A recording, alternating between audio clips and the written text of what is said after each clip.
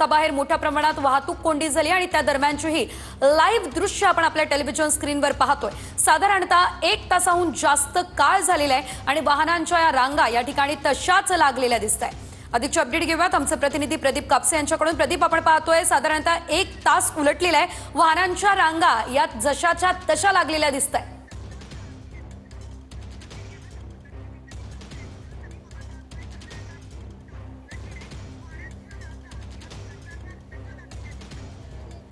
शेजल अगदी बरोबर आहे। खरं तर मराठा आंदोलकांनी आपली वाहनं जी आहेत रस्त्यावरतीच पार्क केलेली पाहायला मिळतात। काल मनोज जरांगेंनी आवाहन केलेलं होतं की आपली वाहनं जी आहेत अधिकृत ठिकाणी ज्या ठिकाणी पार्किंगची व्यवस्था करण्यात आलेली आहे त्या ठिकाणी पार्क करा। मात्र त्या पार्किंग सुद्धा फुल झाल्यामुळे जी वाहनं घेऊन मराठी मुंबईमध्ये दाखल झालेली आहेत त्यांनी आपण पाहतो की रस्त्यावरतीच अशा पद्धतीने आपली वाहनं जी आहेत ती पार्क केलेली पाहायला मिळतात। सकाळच्या सत्रामध्ये ही वाहनं या ठिकाणी आली त्यामुळे हा सीएसएमटी कडे जाणारा पूर्ण रस्ता जो आहे ब्लॉक झालेला पाहायला मिळतोय। ब्रिजवरून येणारी एकेरी वाहतूक जी आहे पूर्णपणे ठप्प झालेली आहे, ज्याच्यामध्ये टॅक्सी अडकलेल्या पाहायला मिळतात। प्रवासी वाहतूक करणारी वाहनं जी आहेत ती सुद्धा अडकलेली आहेत। मात्र रस्त्याच्या दोन्ही बाजूला मराठा आंदोलकांनी आपली वाहनं जी आहेत ती पार्क केलेली आहेत। दुसऱ्या बाजूला आपण पाहतोय की बीएमसीच्या चौकामध्ये मराठा आंदोलकांनी आपला ठिय्या जो आहे तो मांडलेला आहे, त्यामुळे संपूर्णतः पुढचा चौक जो आहे तो ब्लॉक झालेला आपल्याला पाहायला मिळतोय। त्यामुळे एकेरी वाहतूक आपण पाहतो की रस्त्यावरती संपूर्णतः काही हजार वाहनं जी आहेत ते अडकून पडलेली पाहायला मिळतात। जवळपास गेल्या पाऊण तासांपासून ही वाहनं जी आहेत ती जागच्या जागी जशीच्या तशी ठप्प आहेत। मराठा आंदोलक ऐकायला तयार नाहीत। पोलिसांकडून आवाहन केलं जाते की आपण शांतता पाळा, रस्ता जो आहे तो मोकळा करा। मात्र आंदोलकांनी आपण पाहतोय की बीएमसीच्या चौकामध्ये ठिय्या मांडल्यामुळे आझाद मैदान असेल, चर्चगेट, त्याचबरोबर बीएमसीच्या या मुख्य चौकामध्ये जी वर्दळ असते आपण पाहतो की ती वाहतूक कोंडी झालेली पाहायला मिळते। जर कदाचित या मराठा आंदोलकांनी हा पूर्ण रस्ता मोकळा केला नाही तर मग मात्र याचा परिणाम जो आहे तो मागच्या बाजूला पडू शकतो, कारण ब्रिजवरून येणारी एकेरी वाहतूक पूर्णपणे बंद करण्यात आलेली आहे। काल आपल्याला माहिती आहे की मनोज जरांगे ज्यावेळेस मुंबईमध्ये येणार होते त्यावेळेस ईस्टर्न फ्रीवे जो आहे तो इतर वाहनांसाठी बंद करण्यात आलेला होता। मात्र सकाळपासून त्या मार्गावरून काही वाहनं जी आहेत ती सीएसएमटीच्या दिशेने येतात, मात्र ही एकेरी वाहतूक पूर्णपणे बंद झाल्यामुळे आपण पाहतोय की मुंबईकरांना त्याचा फटका जो आहे तो सहन करावा लागतो। याचा ताण जो आहे पाठीमागच्या बाजूला पडू शकतो आणि आपण पाहतोय की समोरच्या बाजूला हे मराठा आंदोलक जे आहेत ते थेट रस्त्यावरती आल्यामुळे ही वाहतूक कोंडी जी आहे ती झालेली आपल्याला पाहायला मिळते। मनोज जरांगेंकडून थोड्या वेळात काय आवाहन केलं जातं का हे करता पाहणं महत्त्वाचं असणार आहे। मात्र सध्या आपण पाहतो की पूर्णपणे वाहतूक जी आहे ती ठप्प झालेली पाहायला मिळते आणि या वाहतूक कोंडीचा फटका जो आहे तो मुंबईकरांना सहन करावा लागतो आणि मराठा आंदोलकांनी वाहनं जी आहेत रस्त्यावरती पार्क केलेली पाहायला मिळतात। शेजल नक्कीच प्रदीप, आपण पाहतोय पोलिसांकडून वाहतूक सुरळीत करण्याचा प्रयत्न सध्या केला जातोय, मात्र अचानक ही मराठा बांधवांची वाहनं पार्क केल्यामुळे याचा फटका मुंबईकरांना आता बसतोय। 2 तास होऊन गेलेले आहेत, अजूनही वाहतूक कोंडी सुरळीत नाही झालेली आहे। आंदोलक जे आहेत ते रस्त्यावर उतरलेले आहेत, पोलिसांकडून त्यांची समजूत काढण्याचा प्रयत्न सुरू आहे। सध्या त्या संदर्भात काय अपडेट?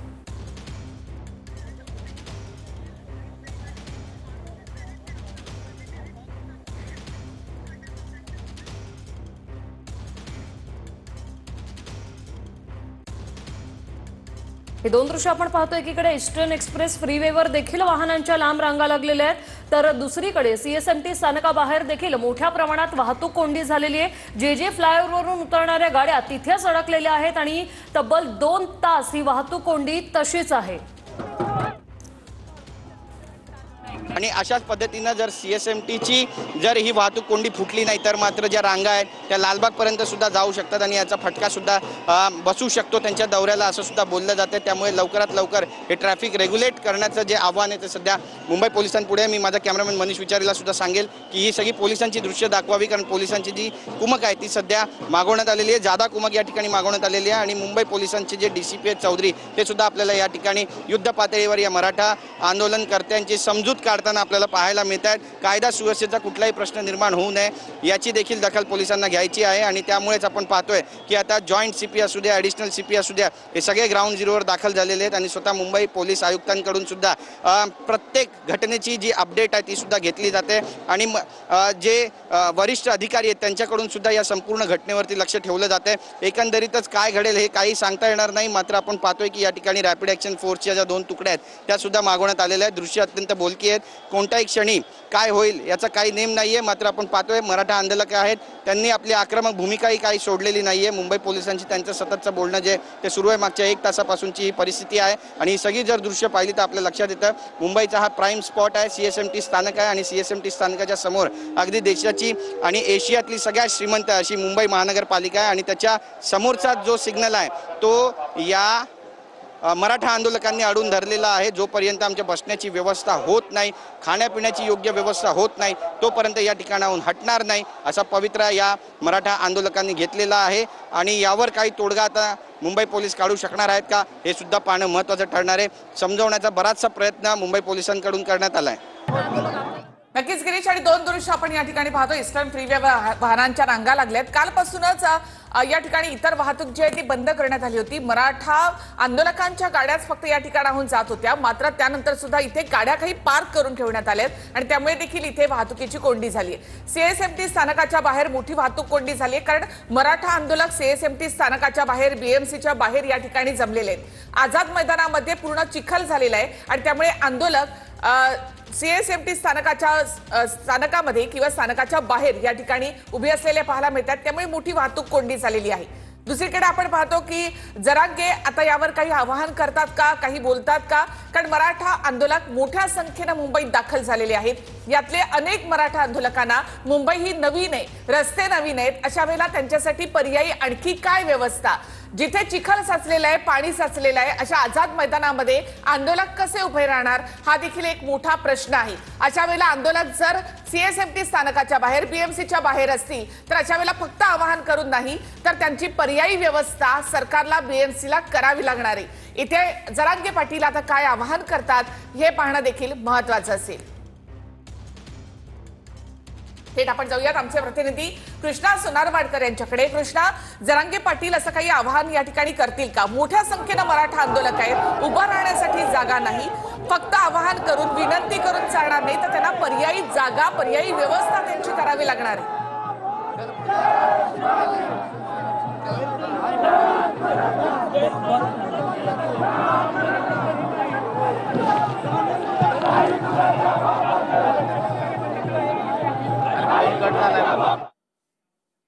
पुन्हा एकदा आपण जाणार आहोत कृष्णाकडे, मात्र आपण ही दोन दृश्य इथे पाहतो। मोठा बंदोबस्त सीएसएमटी स्थानकाच्या बाहेर या ठिकाणी वाढवण्यात आलेला आहे। मोठ्या संख्येने मराठा आंदोलक इथे आहेत, मात्र नेमकं जायचं कुठे याविषयी देखील संभ्रम आहे। तसंच आझाद मैदानामध्ये 5000ची क्षमता आहे, अशा वेळेला तिथेही मोठा चिखल साचलेला आहे। आज जरी पाऊस थांबलेला असला तरी सुद्धा चिखल आहे, तिथे पाणी साचलेलं आहे, अशा वेळेला आंदोलक तिथे कुठे बसणार हा देखील एक मोठा प्रश्न आहे। पुन्हा एकदा जाऊयात कृष्णाकडे। कृष्णा, आपण पाहतो सीएसएमटी स्थानकाच्या बाहेर मोठी वाहतूक कोंडी, फ्रीवेवर वाहनांच्या रांगा, आझाद मैदानामध्ये देखील आंदोलक उभे आहेत, काय नेमकं चित्र आहे?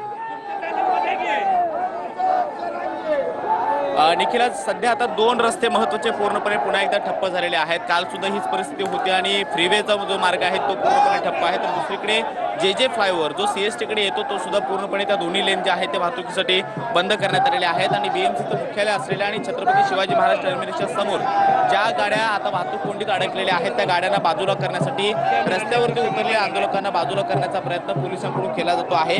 काही वेळापूर्वी मुंबई पोलीस दलाचे वरिष्ठ अधिकारी या ठिकाणी होते, त्यांनी मनोज जरांगे पाटील यांची एक ऑडिओ क्लिप या सगळ्या आंदोलकांना ऐकवली, ती म्हणजे की वाहतूक कोंडीमध्ये जे काही गाड्या अडकत आहेत त्या गाड्या तुम्ही अडवू नका किंवा रस्ते कुठेही जे आहेत ते ब्लॉक करू नका, सर्वसामान्य मुंबईला त्रास होईल असं वागू नका, अशा प्रकारचं आवाहन त्यांनी केलेलं होतं। ते आवाहन करतानाची एक ऑडिओ क्लिप सध्या पोलिसांनी ऐकवलेली आहेत, नंतर तरी सुद्धा हे आंदोलक जे आहेत ते हटायला तयार नाही आहेत। पोलीस त्यांना जवळपास तासाभरापासून समजावून सांगण्याचा प्रयत्न करतात की मैदानामध्ये पुरेशी जागा तुम्हाला उपलब्ध करून देण्यात आलेली आहे आणि तिथं तुम्ही आंदोलन करा, असं सातत्याने समजावून सांगण्याचा प्रयत्न जो आहे तो पोलिसांच्या माध्यमातून। हे बघा, अँब्युलन्सला वाट मोकळी करून दिली जाते मराठा बांधवांकडून। जे रुग्णालयाची ही अँब्युलन्स जी आहे ती आता या गर्दीतून वाट करत। नक्कीच अँब्युलन्सला या ठिकाणी वाट करून दिली जात आहे। सीएसएमटी स्थानकाच्या बाहेर मोठ्या प्रमाणामध्ये गर्दी असली, मराठा आंदोलकांची गर्दी असली तरी सुद्धा या ठिकाणी अँब्युलन्स जर आली तर तिला वाट काढून दिली जाते। प्रचंड गर्दी आहे, वाहतुकीची कोंडी झालेली आहे, मात्र त्यातूनही इथे आपण पाहतो की अँब्युलन्सला या ठिकाणी वाट करून दिली जात आहे। सीएसएमटी स्थानकाच्या बाहेर 2 तासांपासून ही वाहतूक कोंडी इथे झाली आहे। आझाद मैदानामध्ये पाणी आहे, चिखल साचलेलं आहे, त्यामुळे आंदोलक त्या मुंबई महानगरपालिकेच्या समोर या ठिकाणी जमलेले आहेत। घोषणाबाजी या ठिकाणी केली जाते आणि आता 10 वाजलेले आहेत। काल 10 वाजल्यापासून जरांगेंनी आपलं उपोषण सुरू केलेलं होतं, आमरण उपोषण त्यांनी सुरू केलेलं आहे। अशा वेळेला आता 24 तास उलटलेले आहेत। जरांगे यांच्या या उपोषणाला अद्याप सरकारकडनं कोणतेही शिष्टमंडळ किंवा कुठलाही मंत्री जरांगे यांच्या भेटीसाठी गेलेला नाही। जरांगे यांचं शिष्टमंडळ मात्र पोलिसांकडे गेलं होतं, त्यांनी या संदर्भात मुदतवाढीसाठी निवेदन दिलं आणि त्यांना 1 दिवसाची मुदतवाढ देण्यात आली. म्हणजे आजही जरांगे यांचं उपोषण सुरू राहणार आहे. मात्र आता 10 वाजता जरांगे यांच्या उपोषणाला 24 तास झालेले आहेत.